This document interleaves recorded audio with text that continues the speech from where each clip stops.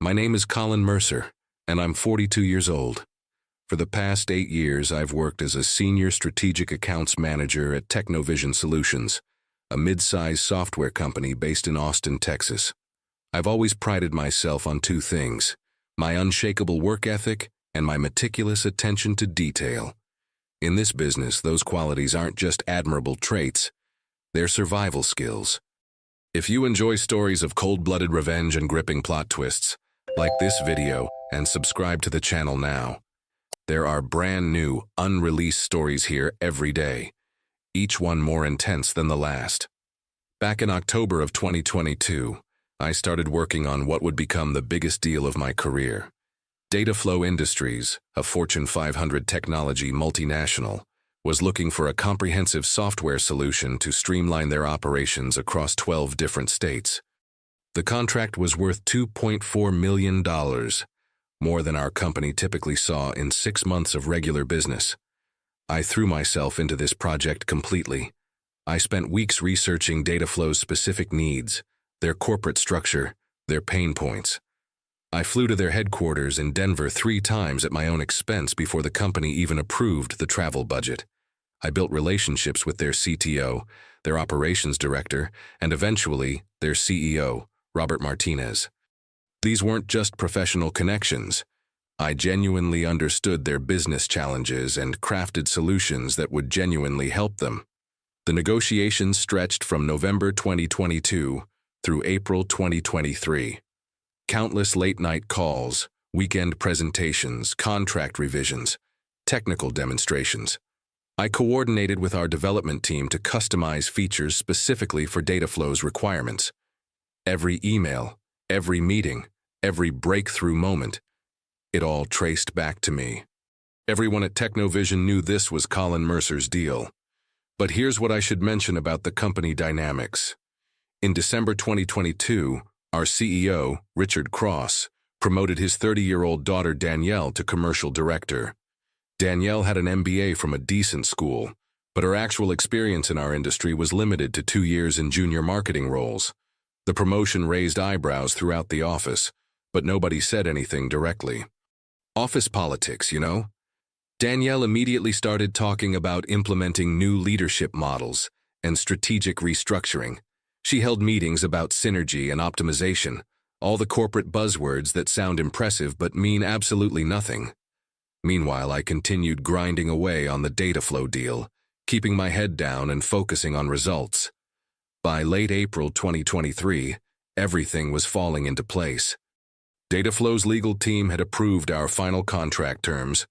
Their technical team had signed off on our software specifications, and Robert Martinez himself told me, "Colin, you've made this process smoother than any vendor negotiation we've had in years. We're looking forward to a long partnership." On May 15, 2023, Dataflow Industries officially signed the $2.4 million contract. It was the biggest single deal in Technovision's history. I remember sitting in my office that afternoon, looking at the signed documents, feeling genuinely proud of what I'd accomplished.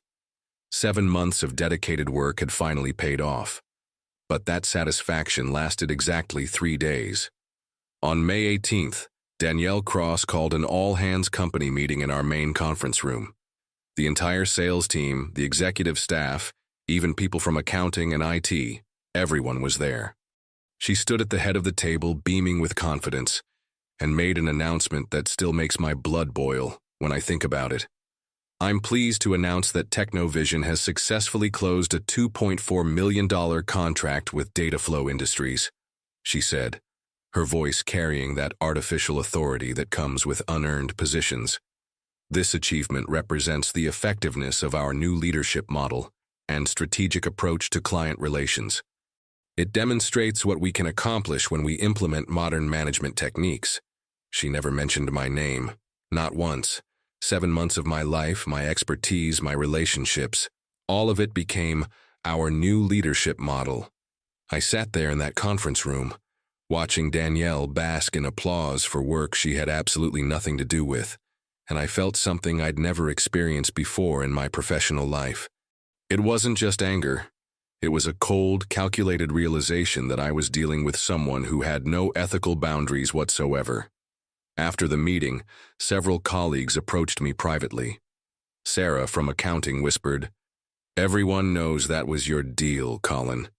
Mike from IT shook his head and muttered, "This is complete bullshit." But corporate sympathy doesn't pay the bills or restore your professional reputation. I went back to my office and closed the door. I needed to think clearly about what had just happened and what it meant for my future at Technovision. Danielle had just demonstrated that she was willing to steal credit for major achievements to legitimize her position. If she could do this once, she'd do it again.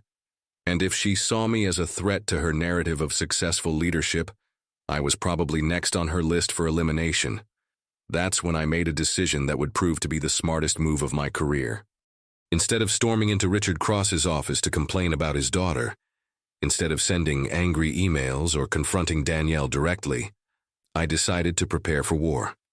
But this would be a quiet war, fought with documentation and legal precision. You see, I've been in corporate America long enough to know that emotional reactions rarely lead to favorable outcomes. The people who survive and thrive in these environments are the ones who think strategically, who anticipate problems, and who protect themselves with irrefutable evidence.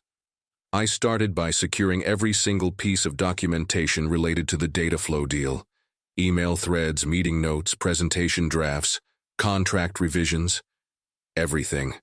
I copied them to an encrypted external drive and stored physical printouts in a safety deposit box at First National Bank downtown. Every document was timestamped. Every communication was preserved with full metadata intact. But I didn't stop there. I reached out to Robert Martinez at Dataflow and scheduled what I called a post-contract relationship meeting. During our lunch at Morton's Steakhouse in downtown Austin on May 22nd, I casually mentioned the recent leadership changes at Technovision. "How do you feel about working with our new commercial director going forward?" I asked. Robert's response was telling. "To be honest, Colin, we've been impressed with your personal attention to this project. You understood our needs from day one. We're hoping to continue working directly with you on implementation and future expansion." "That's exactly what I was hoping to hear," I replied, making a mental note of his words. I documented that conversation immediately after lunch, including the date, time, location, and Robert's exact quotes. I was building a case piece by piece that would be impossible to dispute. Meanwhile, Danielle was making moves of her own. On May 25th, exactly 1 week after her grand announcement, she scheduled a private meeting with me. I walked into her newly renovated office. She'd already redecorated with expensive furniture and artwork, and she got straight to the point. "Colin, I've been reviewing our organizational structure, and I think we have some redundancy in our strategic accounts division," she said, not even offering me a seat. "With the new systems I'm implementing, we can streamline operations and eliminate some overlapping responsibilities." I kept my expression neutral. "What exactly are you suggesting?" "I think it's time for Technovision to move in a new direction. Your position as Senior Strategic Accounts Manager is being restructured. We'll be transitioning to a more centralized approach under my direct oversight." The corporate doublespeak was thick, but the message was clear. She was planning to fire me. "I see," I said calmly. "What's the timeline for these changes?" "We'll be making the transition at the end of this month. HR will handle the details." I nodded and stood up.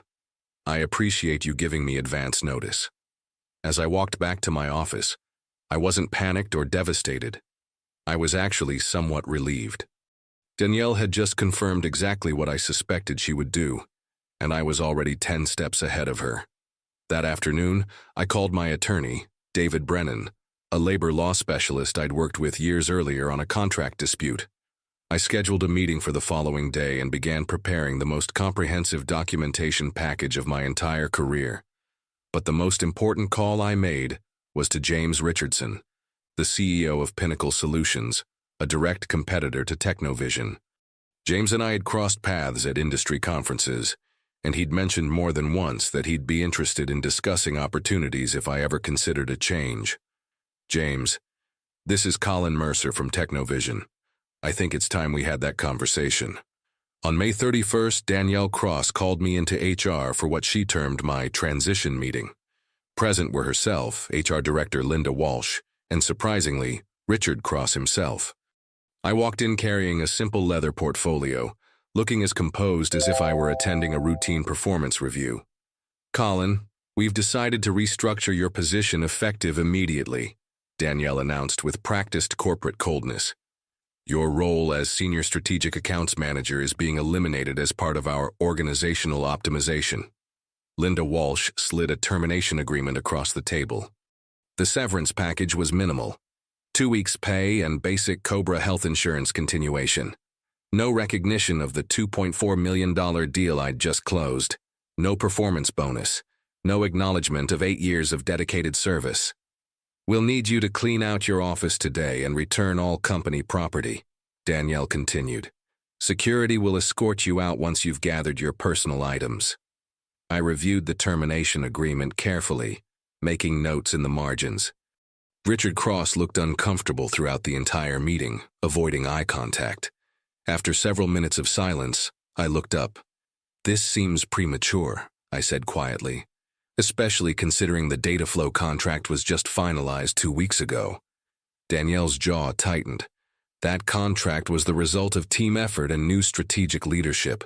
Individual contributions are less relevant in our current organizational model. I nodded slowly and signed the agreement. But I had no intention of accepting their terms. Within hours of leaving Technovision, I was sitting in David Brennan's law office with a banker's box full of evidence. David reviewed my documentation for 3 hours straight. Every email, every contract draft, every meeting note, every timestamp. "Colin, this is the most comprehensive wrongful termination case I've seen in 15 years of practice," he said, adjusting his glasses. "You've documented everything. The timeline alone proves bad faith termination, firing you immediately after you generated their biggest revenue event of the year. What are our options?" I asked. "Multiple angles: wrongful termination, commission theft, potentially even fraud considering they're denying your role in generating that revenue. Texas employment law is favorable to at-will termination, but when there's clear evidence of retaliatory firing and credit theft, we have solid ground." "File everything," I told him. "But don't serve papers yet. I want to see how this plays out first." Meanwhile, I had coffee with James Richardson at Pinnacle Solutions on June 3rd. James offered me a partnership position on the spot, 15% equity stake, $180,000 base salary, and full commission on any business I brought over. The offer was more than generous. It was transformative. "There's one condition," I told James. "I have a client relationship that might follow me, but I need to handle the transition ethically and professionally." "Absolutely. We do business the right way here." I accepted his offer and started at Pinnacle on June 9th. The equity stake represented significant potential value. If we could grow the company as projected, my 15% could be worth millions within a few years. But I didn't immediately contact Robert Martinez at Dataflow. I wanted to see how Technovision would handle the implementation of the contract I'd negotiated. The answer came sooner than expected. On June 16th, Robert Martinez called me directly on my personal cell phone. His voice was frustrated and confused. "Colin, what the hell is happening over at Technovision? We've been trying to schedule our implementation kickoff meeting for 2 weeks, and nobody seems to know the details of our contract. This Danielle woman keeps rescheduling, and when we do connect, she doesn't understand the customizations we agreed on." I chose my words carefully. "Robert, I'm no longer with Technovision as of early June. They restructured my position." There was a long pause. "They got rid of you, right after we signed our biggest contract with them? Colin, you were the only reason we chose Technovision over the competition. You understood our business." "I appreciate that, Robert. Unfortunately, these things happen in corporate restructuring. This is unacceptable. We signed that contract based on your representations and your understanding of our needs. If you're not there to oversee implementation, we have serious concerns about Technovision's ability to deliver." Another pause. Then Robert asked the question I'd been hoping he would ask. Where are you working now? I've joined Pinnacle Solutions as a partner. We specialize in the same type of enterprise software solutions. Can Pinnacle handle a project like ours? Robert, we can handle it better than anyone else in the market, and you'd be working directly with me throughout the entire process. Send me a proposal. If it's competitive, we're pulling out of the Technovision contract. Within 48 hours, Pinnacle Solutions had submitted a comprehensive proposal to Dataflow Industries. Our pricing was 12% lower than Technovision's. Our timeline was faster. And most importantly, Robert Martinez trusted me to deliver results. On June 24th, Dataflow Industries formally terminated their contract with Technovision, citing failure to provide adequate project management and implementation support. They signed with Pinnacle Solutions the same day. The $2.4 million deal that Danielle Cross had claimed credit for was gone. Not only that, but Dataflow was now telling other companies in their industry about Technovision's inability to properly manage major implementations. But the real chaos was just beginning. The news of Dataflow's contract termination hit Technovision like a Category 5 hurricane. Within 24 hours, the entire company knew that their biggest deal in history had evaporated. What they didn't immediately understand was why. Richard Cross called an emergency board meeting. The company's quarterly projections, which had been built around the Dataflow revenue, suddenly showed a massive shortfall. Investors who had been promised significant returns were asking hard questions about Technovision's ability to retain major clients. On June 26th, I received a frantic call from Sarah in accounting. She was whispering, clearly calling from somewhere private in the office. Colin, this place is in complete meltdown. Richard Cross is furious about the Dataflow situation. He's demanding answers from Danielle, and she's basically throwing everyone under the bus except herself. What's she saying? I asked. She's claiming that Dataflow was always an unstable client, that their demands were unrealistic, and that losing them was actually beneficial for the company's long-term strategy. Nobody's buying it. 3 days later, David Brennan served Technovision with a comprehensive wrongful termination lawsuit. The filing included every piece of documentation I'd collected, establishing a clear timeline that showed my exclusive role in developing the Dataflow relationship and the retaliatory nature of my termination. But here's what made the lawsuit particularly devastating. It included Robert Martinez's sworn affidavit stating that Dataflow had chosen Technovision specifically because of their confidence in Colin Mercer's expertise, and that they terminated the contract solely due to my absence from the implementation team. The legal filing became public record. Within days, industry publications were reporting on the lawsuit, and Technovision's reputation in the software solutions market began crumbling. Potential clients started questioning whether the company could deliver on major projects without the expertise that had generated their most significant recent success. On July 8th, Technovision's board of directors launched an internal investigation into the circumstances surrounding my termination and the subsequent loss of the Dataflow contract. They hired an external consulting firm to review company communications, management decisions, and client relationship protocols. The investigation lasted 2 weeks. When the results were presented to the board on July 22nd, the findings were damning for Danielle Cross. The consultants discovered that Danielle had systematically taken credit for work performed by other team members, not just me. They found evidence of her making strategic decisions without proper consultation, alienating key clients through her inexperience, and creating a toxic work environment that had led to the departure of 3 other senior staff members in addition to myself. Most critically, they determined that my termination had been retaliatory and had directly caused the loss of the Dataflow contract, resulting in a $2.4 million revenue loss, plus an estimated $7 million in projected future business from Dataflow's referrals. On July 25th, Richard Cross called another company meeting. This time, Danielle wasn't present. Effective immediately, Danielle Cross is no longer serving as commercial director, he announced to a room full of employees who were trying not to smile. The board has determined that recent management decisions have not been in the company's best interests.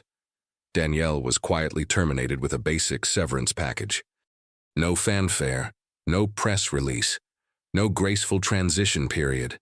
Her brief reign as commercial director had lasted exactly 7 months and had nearly bankrupted the company. But my story doesn't end with Danielle's downfall. It ends with something much more satisfying: my own success. By early August 2023, Pinnacle Solutions had successfully implemented the Dataflow project, coming in ahead of schedule and under budget. Robert Martinez was so impressed with our work that he recommended us to 4 other companies in his network. Our partnership had already secured $4.2 million in new contracts. My 15% equity stake in Pinnacle Solutions was growing in value rapidly.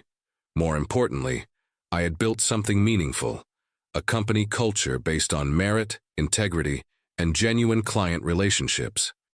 Technovision eventually settled my wrongful termination lawsuit in late July 2023 for $475,000, plus a public acknowledgement of my role in developing their client relationships.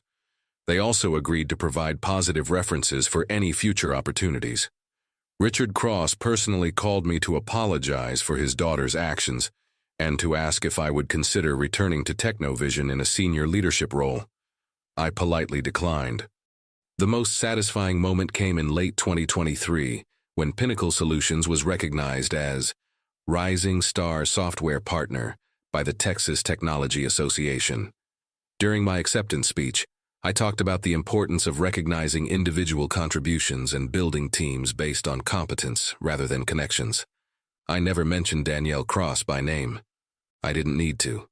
Looking back now, exactly 2 years later, I realized that Danielle's betrayal was actually the best thing that ever happened to my career. Her attempt to steal my success forced me to document my value, protect my relationships, and ultimately build something bigger than I could have achieved at Technovision. The lesson here isn't about revenge, it's about preparation. When someone tries to take credit for your work, when they attempt to eliminate you to cover their own inadequacy, the best response isn't anger. It's evidence. Document everything.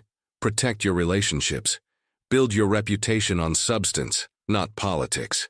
And when someone tries to destroy you, make sure you're already 10 steps ahead with everything you need to prove your worth. Because in the end, competence always wins over connections. Integrity always triumphs over manipulation, and the truth has a way of revealing itself when you've been smart enough to preserve it. If you enjoyed this story, please like this video and leave a comment telling me what you thought. And if you're not already subscribed to the channel, please subscribe and hit the notification bell to get alerts for new stories like this one. Thanks for watching, and I'll see you in the next one.